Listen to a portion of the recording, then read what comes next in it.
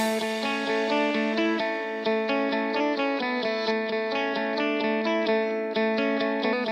say, please. אני אגיד בעברית, אניטה היא מנהלת מחלקה בעיריית ניו יורק, ולמעשה אנחנו ממשיכים עם כל מה שקשור למגדלים והקשר לעיר. פליז.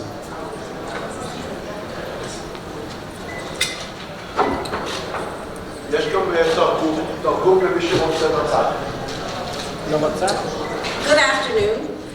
My name is and I am the Executive Director of the New York City Department of City Planning. And I'm going to talk to you today about building density to further equity in New York City.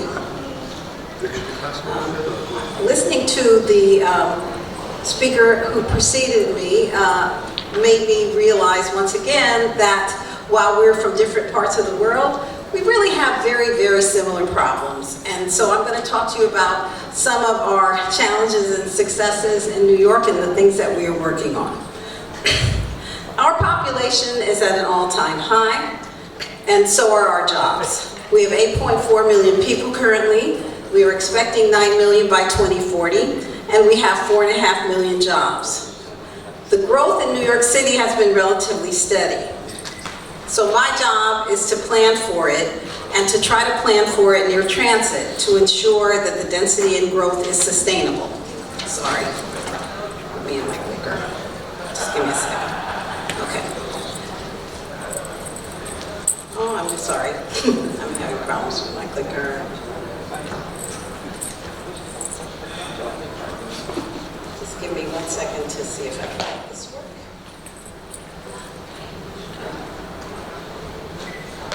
This is not working.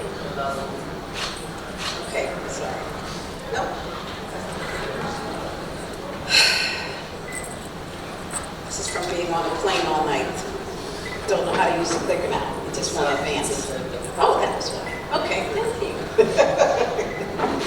Thank you. Okay. So our population has not kept up. Housing production has not kept up with our population growth.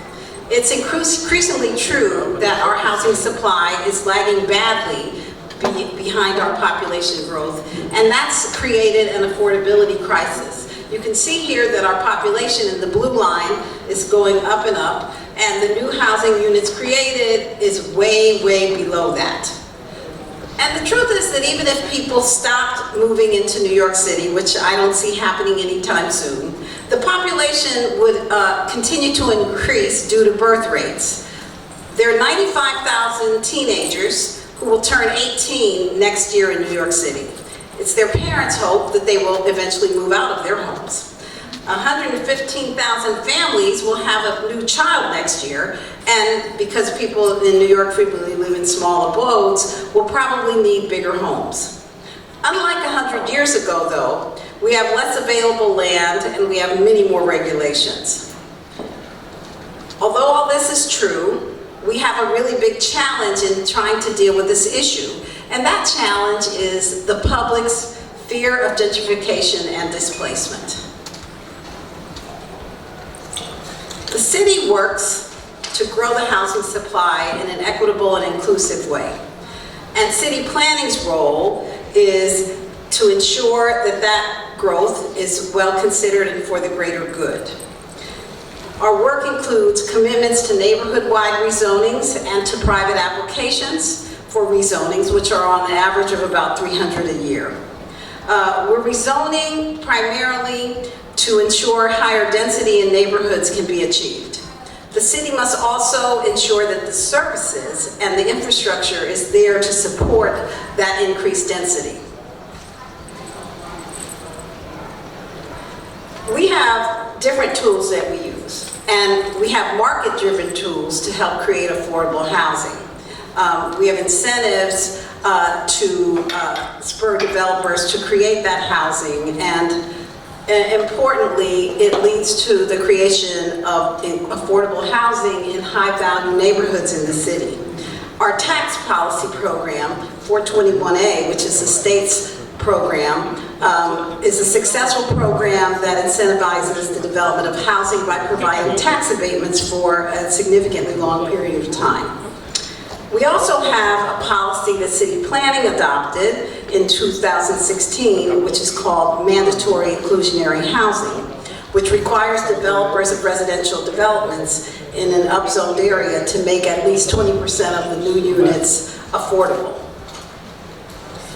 An example where that has worked is what we call Block 675, which is the block just south of Hudson Yards. This was a development that was approved in 2018 on a block where there are 3 private developers. There will be 1,200 residential units created there, 300 of them will be affordable. The median household income in this area, though, is very high for the city, and it's 70% higher than the citywide average. And the apartments here that are affordable will be cross-subsidized by the market rate units, and that saves public dollars for where the market really isn't producing housing. Another example of a mandatory inclusionary housing project that we just completed is 80 Flatbush, which is in downtown Brooklyn. This is also a private development that will result in 200 permanently affordable units and 2 schools, all of them paid for by the developer. This project is near a very major transit hub in downtown Brooklyn, and I'm going to talk about why we think developments of this nature are important for our work. A second way that we incentivize affordable housing is through place-based investments. We do neighborhood rezonings in transit-rich areas of the city. Typically, these are neighborhoods that have experienced historic disinvestment and are ripe for development. The neighborhood planning process we use here is focused on place-based investments. We've done 6 of these rezonings throughout the city, and we look holistically at the neighborhoods to see what they need in the way of improvements in order to support the density. And we provide the density ameliorating improvements by having funds from the individual departments in the city that are responsible for the work, but also through a $1 billion fund that the city established to provide these improvements in these neighborhoods that we're rezoning. So we've had some success then at creating affordable housing across the city, including in some of the city's wealthiest neighborhoods. And the wealthiest neighborhoods have seen, since the recession, a lot of housing production. From 2015 through 2017, 36% of all the new units have been constructed in the 25% of neighborhoods with the highest median income. Another 24% of the units completed have been in the lowest income neighborhoods. And our highest income neighborhoods are home to 32% of all the affordable housing that's been completed. An interesting thing to note here, and it relates to the prior speaker talking about the tall buildings, is that in New York City, the tall buildings are producing most of our housing. They're very important for density, and they're really key to producing housing. Most of our housing production is in a very small number of very large buildings. Almost 50% of the 25,800 units completed in 2017 were in buildings that were 13 plus stories. Buildings of 40 plus stories represented just 1% of the new buildings, but they represented 22% of the new units. And new units in 1 to 6 story buildings represented 87% of the new buildings, but only 24% of the units. So we are very big on tall buildings. And by design, all of these taller buildings in the city are near mass transit. We believe it's very important to tie increased density to transit so that people can easily move around. So we've had success, as I said, with our neighborhood rezonings. which have allowed for 6,500 permanently affordable homes. And that's enough for 16,000 people and more than 26,500 homes overall. The city has achieved at least one neighborhood rezoning in each borough, as I mentioned. So even with that work, we still have a housing shortage, a very significant housing shortage.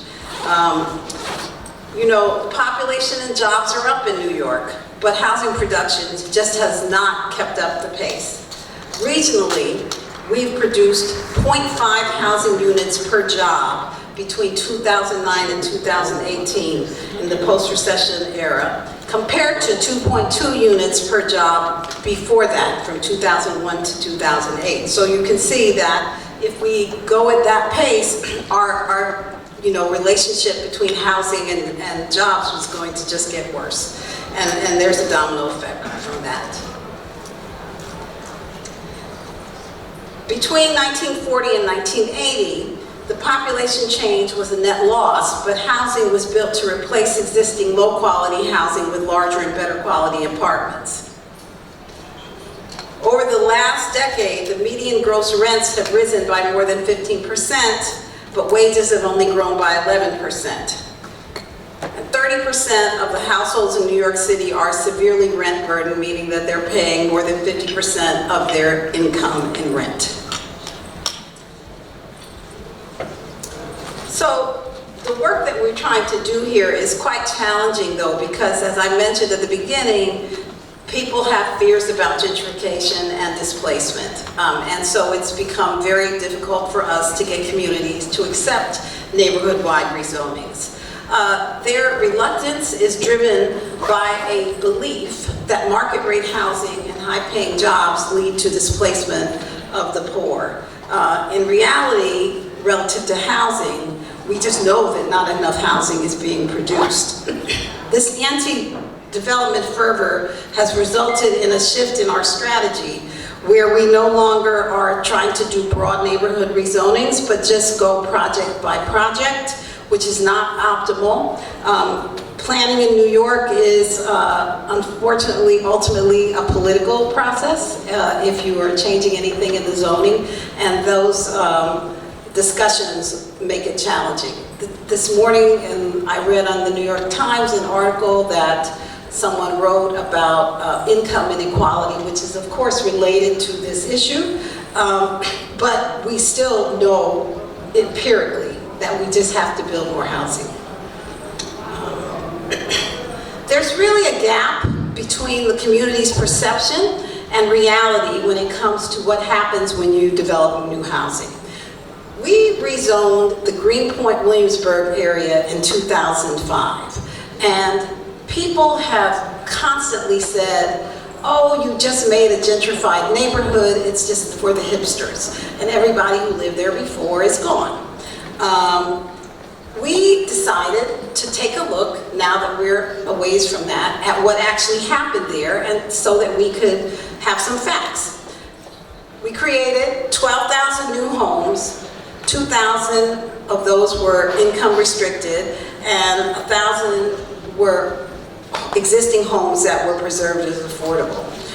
So the number of residents in the neighborhood has risen, but so has the percentage of residents in the neighborhood that are Hispanic and that are poor. So what we have seen is an increase in the populations that the public told us they believed would be harmed by the rezoning. So this is somewhat counterintuitive to the gentrification fears, but we think it's correct because supply and demand is at play here. We also, in that neighborhood, through that rezoning, have seen 11,000 new jobs created, outpacing the citywide jobs growth. The job growth here has been in lower and higher wage positions and across many sectors, and it's been a reversal of a previous trend of decline in manufacturing jobs.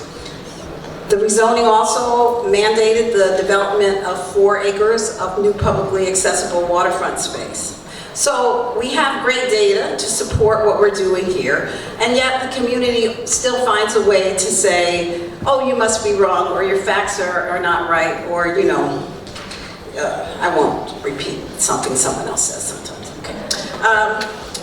Then I want to talk to you a little bit about an effort that took us years to accomplish, but is very important to the city's vitality. And that's Greater East Midtown rezoning, which we did a few years ago, and has been a huge success in a really singular way, unlike almost any other rezoning that we've worked on.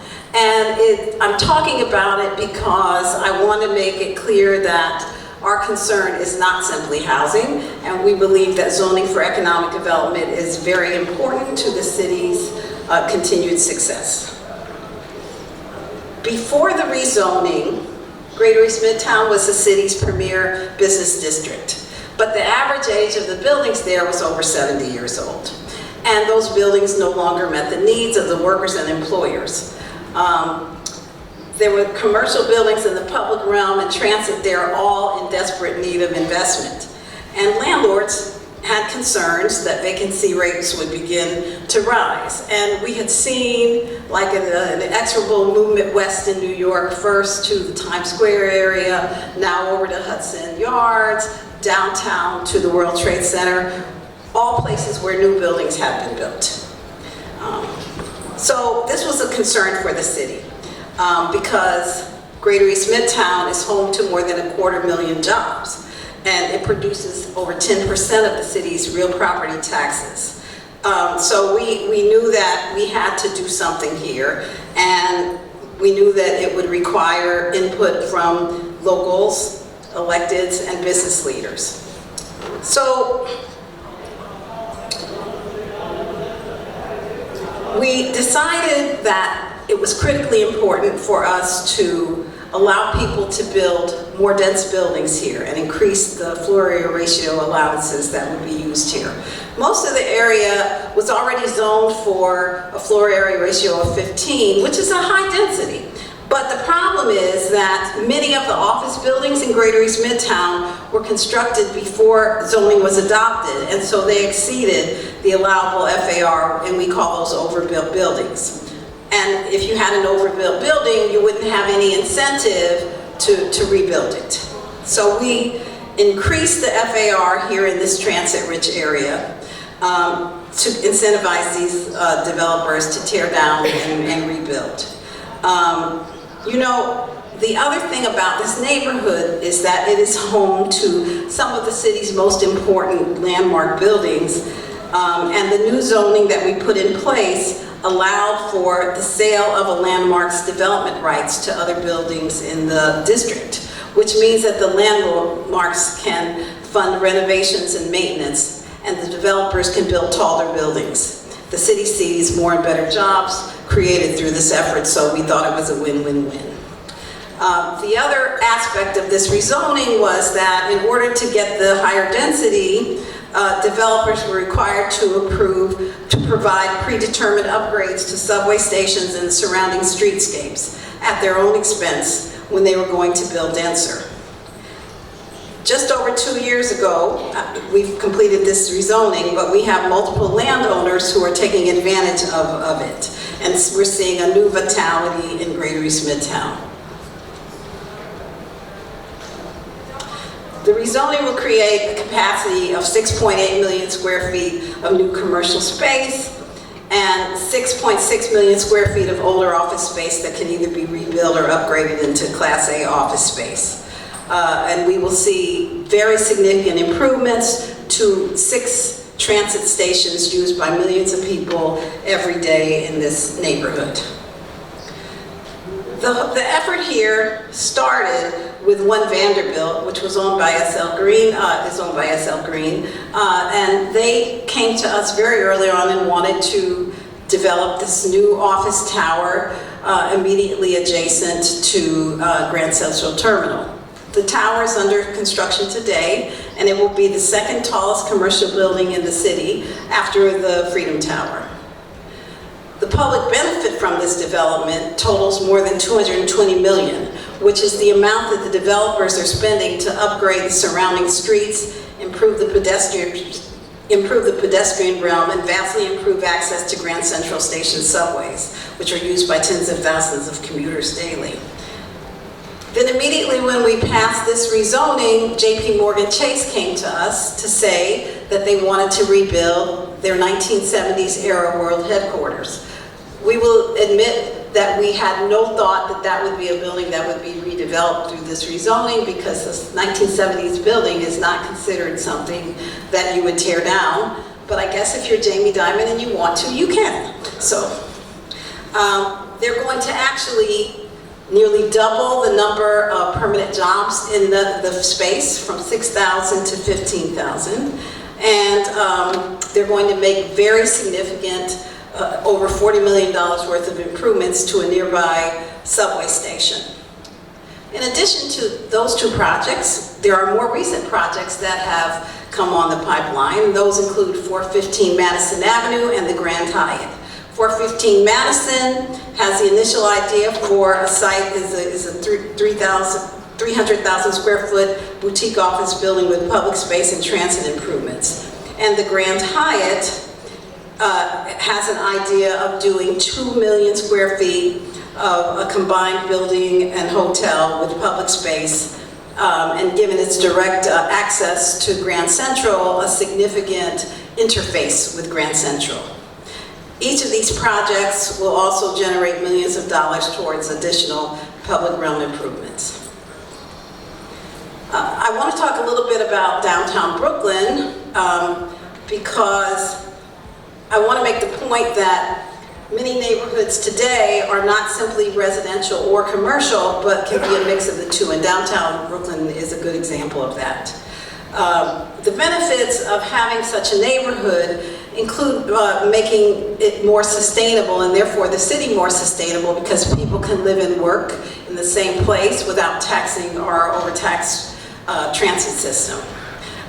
This neighborhood was rezoned in 2004 and is now the third largest central business district in the city, home to over 11 academic universities with over 65,000 students, a very vibrant Brooklyn cultural district, 13 subway lines, and other regional access. It has Barclay Center in Brooklyn Bridge Park, and is adjacent to historic Brownstone, Brooklyn. 15 years after the rezoning, we're seeing major results and the mixed-use community that we had really hoped for. So there are now 8,000 new jobs in downtown Brooklyn. There's been over $200 million in public investments and over $2 billion in matching private investment. In 2004, there were fewer than 1,000 homes in downtown Brooklyn. Today, there are over 14,000, of which 2,000 are affordable. So, downtown Brooklyn went from being a commercial center to a mixed-use commercial, institutional, cultural, and residential center, and it's attracting millennial workers from around the world. There are a number of notable projects in that neighborhood. NYU has a science and tech center there. Willoughby Square Open Space is a large 1.15 acre green space in the heart of downtown Brooklyn. City Point is a mixed-use project with condominiums. It's 1.3 million square feet, being built in 3 phases, and it'll have a total of about 700 apartments. And it also is a good example of a project that has very successful combination of destination retail and small local retail and small format shops, an array of foods vendors at the DeKalb Market. Moving north, we are working currently in the Bronx Metro North study area. You know, the Bronx, our northernmost borough, has residents in the East Bronx who really live in a relative transit desert. And it's not because there aren't trains there, but because the existing light rail system passes through without stopping. So to correct this historic wrong, Metro North is building 4 new stations in the Bronx. These new stations mean improved transportation for the 200,000 Bronxites living within a half mile of the line. Importantly, these stations will also provide direct access to a very major jobs hub, Morris Park, where we have major medical and educational institutions that are part of a growing life science corridor stretching from Midtown Manhattan into Connecticut. And we're very excited about that work, and we think it will transform that area. Related work that we've been doing includes planning for jobs in the 21st century across the 5 boroughs. New York City's industrial areas, which really used to be almost everything outside of the CBDs and the residential districts, permit only low-density manufacturing plants surrounded by a sea of parking in suburban style. The outdated parking requirements that still exist for these businesses mean that the businesses can't or won't expand. And the older zoning in these districts bars many mixed-use type buildings that people are looking for today. So we have begun to look at what we can do to reduce the parking requirements in transit-rich manufacturing areas, owing to the reality that many New Yorkers no longer drive to work the way that they used to. We also want to allow denser buildings in these neighborhoods. And we want to change the permitted envelopes of the types of buildings that are allowed here to provide larger, more versatile floor plates that serve greater varieties of businesses. Okay. Sorry. Okay. Well, I was just going to talk about the fact that we're trying to bring back loft buildings, which you can't build in New York anymore, because that's what businesses want. And the final thing I want to say is that we've been working hard on resiliency efforts. We have a zoning text that we will introduce this year citywide to make permanent some of the zoning changes that we made in the aftermath of Hurricane Sandy. That will be a tall lift because you have to go throughout the city and get every city council person to support it. But we are committed post-Sandy to addressing the resiliency efforts that we face for the future. And I thank you very much.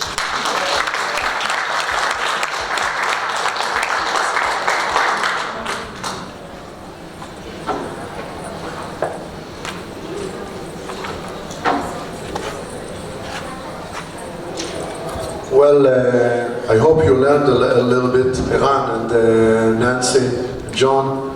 We brought Anita for you guys.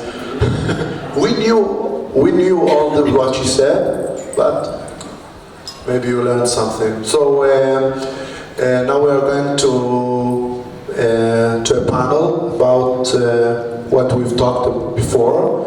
So please, Eran, Ami, Nancy and John and Anita, and of course Chezi Mena will join us to this panel. Please, Chezi.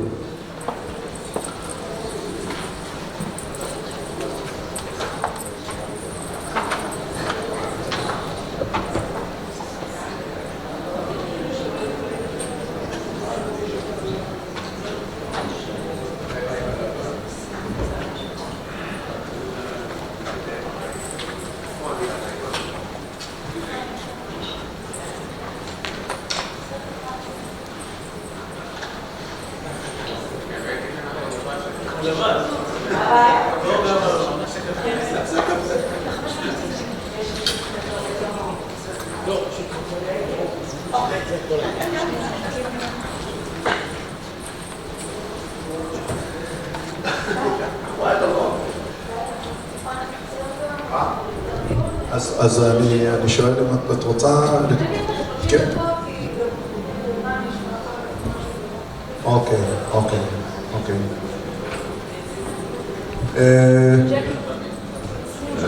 אנחנו קצת לבד פה, אבל אנחנו נקיים את העניין הזה. טוב, first of all, I would like to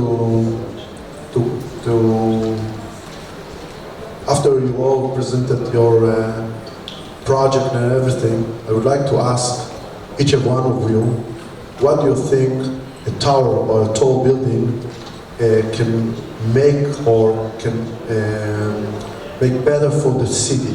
Okay, what can it? How can it improve the city, the tall building or the tower make a better city. So, John. Thank you. Well, I feel that towers, and I think it's, I need to mention the same thing, that the tall towers will provide solutions, help to provide solutions for the lack of residential development. And I know that we've heard the stories about shadows being cast by tall buildings, and that that seems to be, there's a perception that that's a problem, but we've actually tested it, especially when it's done in conjunction with transferring of development rights, where you preserve smaller buildings and then there's these smaller buildings, and you're concentrating the floor area into a tower. We've done the tests to compare what's possible with and without this scenario, and we found that, you know, the sun moves and the shadows move, and there's no such thing as a permanent, necessarily a permanent shadow, and it's a matter of, you know, design. And I think that there is a way to create towers. Our building at 242 West 53rd, which is the Arrow building that we presented, we made the building taller. Instead of doing a shorter building that went 185 feet, we concentrated the tower and made it taller. And that actually has created much more sunlight on the north side of our lot, of our site, than would have been a permanent shadow had we not done that. So I think that the tall towers are very important. I don't want to monopolize, but I think that they can also provide communities. But we have to start thinking vertically about the communities. You know, it's New York City. The street is very, very important, so that needs to be preserved. And I think that as an that's a good example for other large developments to think about the street and to think about the vitality of street life when designing tall buildings and massive projects with multiple buildings. I really believe that, I mean, we're a firm of tall buildings and low buildings, and I don't think towers are good or towers are bad. I think that the most important thing is that, and thinking about Israel and the growth in what population is going to be, and that there will be taller buildings even though your typologies are lower, I think the most important thing is to have a public-private partnership in developing great urban design that really thinks about density at different levels, how important the pedestrian experience is, how people like to live, and everyone wants to, you know, the live, work, play experience of living closer to where you are. So I don't think it's an issue of are tall buildings good or tall buildings bad. I think that we all owe it to our cities, our towns, our villages to develop the appropriate size building for the area. And, you know, in listening to Anita, you know, I just said to her, I feel very proud to be someone who lives and works and builds in New York City, because what we found in other areas is that if you don't have a plan, a thoughtful plan that really is a foundation for the private sector, that what happens is it's like the Wild West, what we call, you know, in the United States, where it's a bunch of individual buildings that don't relate to each other and don't create a great urban city. So I think that in thinking about Israel and your bigger cities and the requirement of high density, I think the planning is essential. And I totally agree with Ami down, you know, at the other end, in that people need nature, people need sunlight, people need interaction and community. And I think that there are cities all over the world that didn't think about a master plan. So I think towers can be great. You can get a lot of people on a site and leave a lot more open space. But I think there needs to be an overall plan. And I think that every city can have those 4-story brownstones and those single-family homes and those 80-story towers, but you have to plan to see how they live together. I would agree with everything that you all have just said. I would say that what we have learned is that when you are thinking about increased density, it requires you to really focus a lot on the public realm. As you said, the relationship with the street is very important in New York. But we also know that, you know, we have in most neighborhoods, a deficit of open space, and so we always try to look at how we can improve the public realm. And the one big way we've done it is to take back the waterfront, which is to provide open space on the waterfront. But I really think that you have to be very thoughtful about the public realm as you are increasing density, which of course will have to happen here.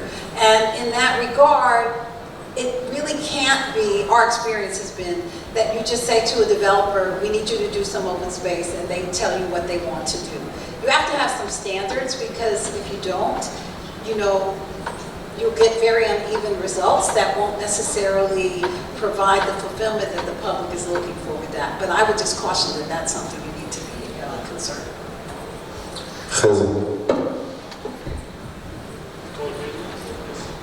Okay, so I'm Chezi, I'm with WSP. I am a structural engineer, constructor. Usually I don't like to talk too much. I'm very reserved. And first of all, I'm grateful to be sitting next to all these, we call them star architects. And they usually do all the vision and have a dream, and that's when we join and try to make it happen. So for us, it's better less talking, more doing, and actually making the numbers work. And honestly, we do from 1 story to 100. We are known for our tall buildings, slender, some of them, but we will do anything that we are required to do. That's basically it. What I can contribute. לפני שערן יענה, אז אני אגיד לכם שחזי כאן מצטנע, אבל למעשה WSP זה אחד מהמשרדי קונסטרוקציה הגדולים, ולמעשה הוא יושב בראש המחלקה של המבנים, ומרכז את כל הדבר הזה, משרד ענק בגודל שלו. חזי הוא יוצא ארץ ישראל, מה שנקרא, והטכניון, וזה גאווה גדולה, אז ככה הוא מדבר בצנעה על העניינים, אבל כל הכבוד. Okay, I'm not sure I remember the question, but I think we're all in agreement. How can the tower contribute to the city? Yeah. I would just add, and thank you, Anita, for the presentation. Coming from New York City and working with you guys does kind of reinforce the planning aspects of where the city is going. And I think partially in our conversation with Ami, there is a plan in Tel Aviv now. I don't know how firm the plan is and how flexible or systematic it is. This is a question. One thing about a firm plan also is that it promotes investments, because outside investors know what they're getting. You invest in New York City, there's a zoning plan, and there's no, there's no surprise. You know what the zoning is for a given, and that promotes development, which is a good thing. And I think Tel Aviv, not that it needs additional investments, but over time I think it's going that direction. What I find about density is that it's very interesting. It relates to context. Many cities around the world have streets that are inactive at all. If you've been in Atlanta, if you've been in other places, you've got maybe density, but there's no street life whatsoever. And when we say public realm, it's the way that these towers of these densified cities engage with the street life. And in many cases, like the project I showed in Rotterdam, there's not enough density in mixed use to create that kind of life. And cities are promoting mixed use, densified areas and towers to inject energy and people and population into a certain point in order to create activity. On the other hand, we know from New York and Tel Aviv and other places that there's no lack of activity in the street. On the contrary, there's so many people, if you think of, I don't know, Times Square, there's so many people in the streets that no matter what we're going to do, it's going to be very hard for us to create the type of quality of public realm because the density is overflowed already. And then I think the towers can act as an extension of that public realm, not on the ground floor, as you said. And it was sort of a controversial item to what degree we want to bring activities beyond the street level, but I think we have to in some places. So I think there's a duality between the two things, and we have to be careful when we discuss that to kind of point out the context and how this injection of people in different times of the day, because people go to work, so the building is empty, and the office. So that sponge of expansion of buildings should be balanced out in a way that the activity on the streets and the activity within the buildings would be 24/7. That would be a balance that really promotes urban life at the same time, but doesn't overwhelm it. So that's a very interesting game. I agree with Nancy. The question of building high is not a question. I mean, that's a fact of life. And like anything else we do as architects, is how you do it that matters, and not if we're going to do it. I think that since it's a progressive process, the increase in density, I think that we should stop treating it as a capitalistic thing. It's not that now you can build 100 floors and then you will build 120 and the next generation will have to build 150. I think, for instance, let's take New York, Hudson Yards. Okay, it is a complex of towers and you get the opportunity to do something with it. You like it or you don't like it, but it is changing the public realm. So take a typical New York section and tell the owners, you can build 200 floors, but we need a piece of land. And you start creating additional public realm that create places. I think the increase in density must come with larger parcels and not by blocks. I think can you imagine that the mega thin towers would happen one year, the next one, because eventually they will find the mathematics for that. So I think looking into the parcel and taking it to the sky is not the solution. I think the density should be solved by a wider area and then create an environment. And then also when you think about a bunch of towers together, you can start creating the third dimensional public room, which you would never do when you do this egomania manierism of towers. Just to respond to this, most cities, or some cities, don't have the opportunity and the luxury to have a clear area that is open like you're designing now in Tel Aviv and redesign the entire reality. That's not the reality of cities today. Cities today are densified already, they're made of small parcels, so we have to be able to address that as well. I also want to say something about forever, because every time I cross, when I go home, and I cross Central Park and I look up at 157, this slender Penzas, where do we go from here? What's next? Are we going to make it even smaller and taller? Is it going to fly in the air? What is our next step? But here's what I think, the reality changes in many aspects in a three-dimensional form. For example, mobility is going to change. The infrastructure of cities is going to change. I don't know how. I think that the cars are going to be gone from cities. I think there's going to be other ways of transportation. There might be drones flying in the air. These realities are going to change the balance, the economical balance, and would create different typologies. At this point, we have to look at the next, 20 years and see how we address that.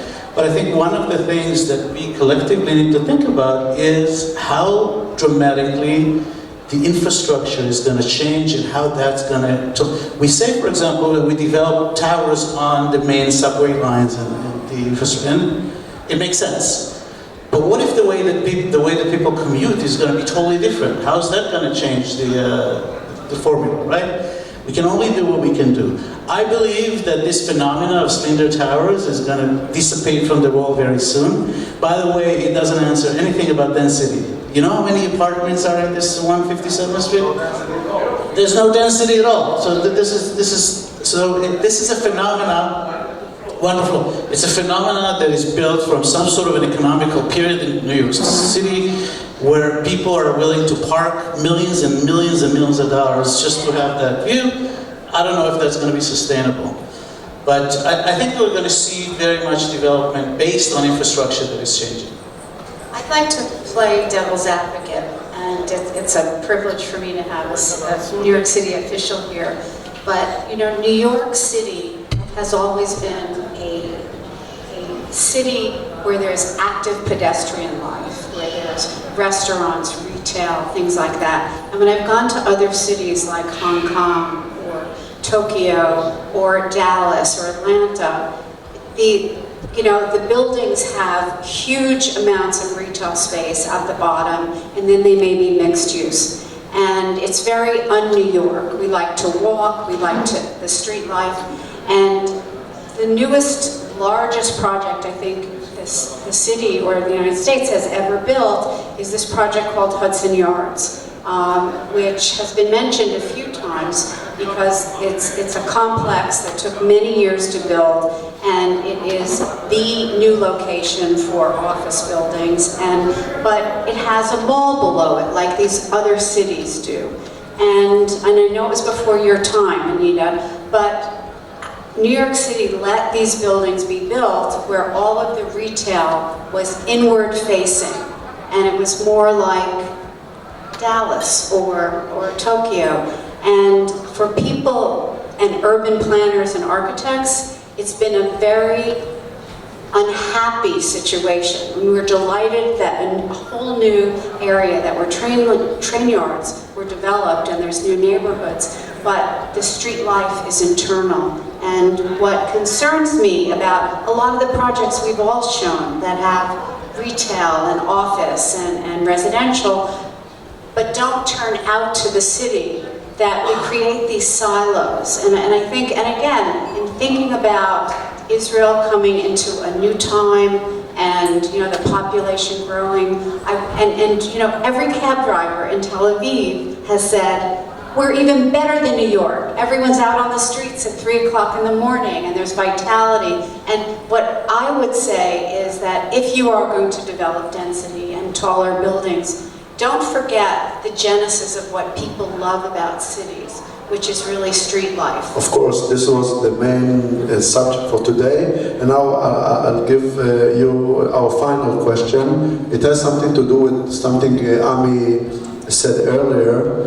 It involves density, of course, but most of the towers that we've seen today are luxury towers, and Israel is in front of it has to have units for not all of them luxurious, but like in the Bronx and even maybe up further north. So I would like to hear your point of view about towers to regular people, let's say.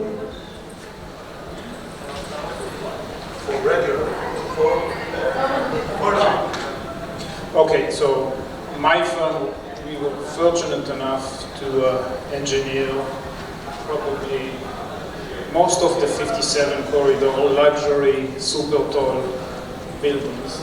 And personally for me it was very difficult to see the layouts and how big the apartments are and how unaffordable they are for us, like the middle class people.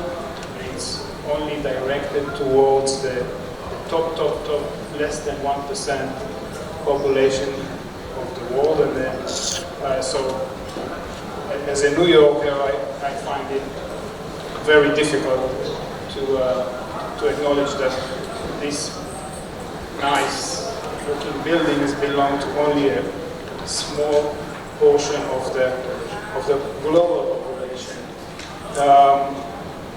We do a lot of affordable housing. That's part of our practice. Actually, our bread and butter is mid-rise, smaller, affordable buildings. We've seen that for the last few years. It's been going on more and more on the Upper East Side, Upper West Side, and other places in the city.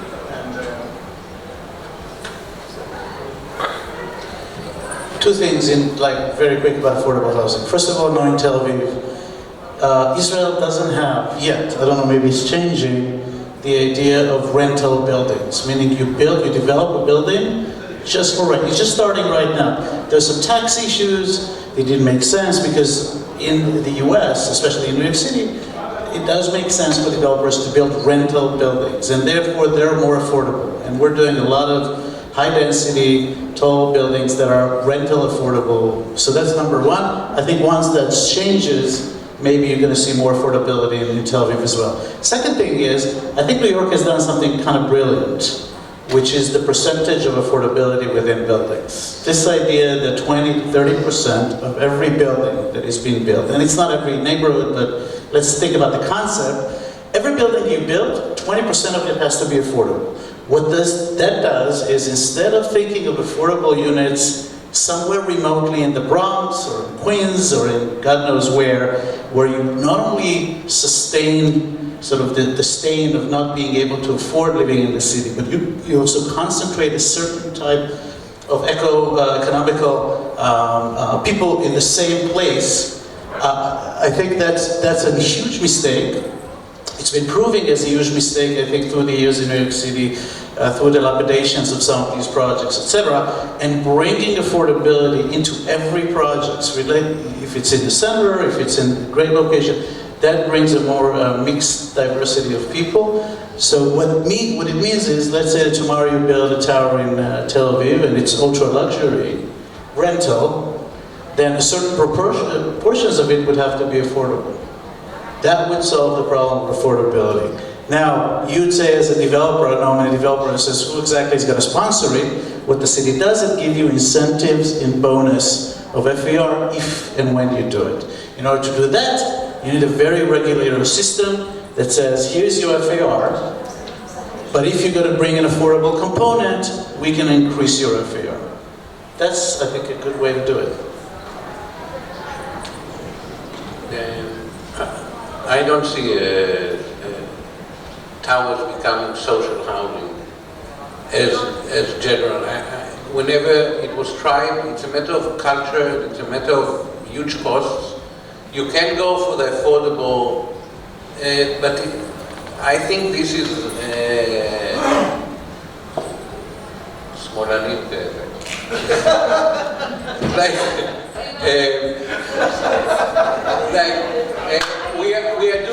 We are doing it to clean our conscience. It's not a solution because they are marked people. And if we are doing, first of all, I think that New York is expensive because it is expensive. And eventually, only rich people would live there, and it would become more and more expensive. And this is what is happening in the center. Because That's not true. it's not true. Okay, I believe eventually the gentrification happens because I come and I offer you something that you cannot refuse. They started it in The Godfather and they're going now into construction. Because eventually you live in a very nice block in Soho and somebody is coming and giving you an offer you can't refuse. I know because I have a friend who became rich from that. Now he can afford a small apartment in New York. You know what, I hate to say, and I so respect you and your work, but there's a lot of stereotypes that you're talking about. I live in Brooklyn, you know, I'm a professional, and it's an amazing community. There's communities within Manhattan that there's all levels of people live there. So this idea that you know, it's only for the rich. I mean, it's harder and harder for all of us to make ends meet, but the city is trying. I think we're the only city in the world that now requires 20 to 30% of any new tower to be affordable, and affordable is considered a certain percentage of the average mean income. So you have people in, and I'm not saying that there aren't these towers along 57th Street that are for the super luxury, but there's more of a mix of people in New York City than I have seen in any other city, and I work all throughout the world. So I think some of the stereotypes about America, you know, New Yorkers don't need light and air, that towers are good for us, we don't need gardens, whatever. I don't think it's fair, and it's not just for the rich. Quickly add just one thing to that, on your point about how through the laws of supply and demand there won't be any affordable housing. Just apologize that we need a gun. I'm sorry. That's another meeting. Okay. We should continue this over dinner. I'm close this is without. It's the nature of the state.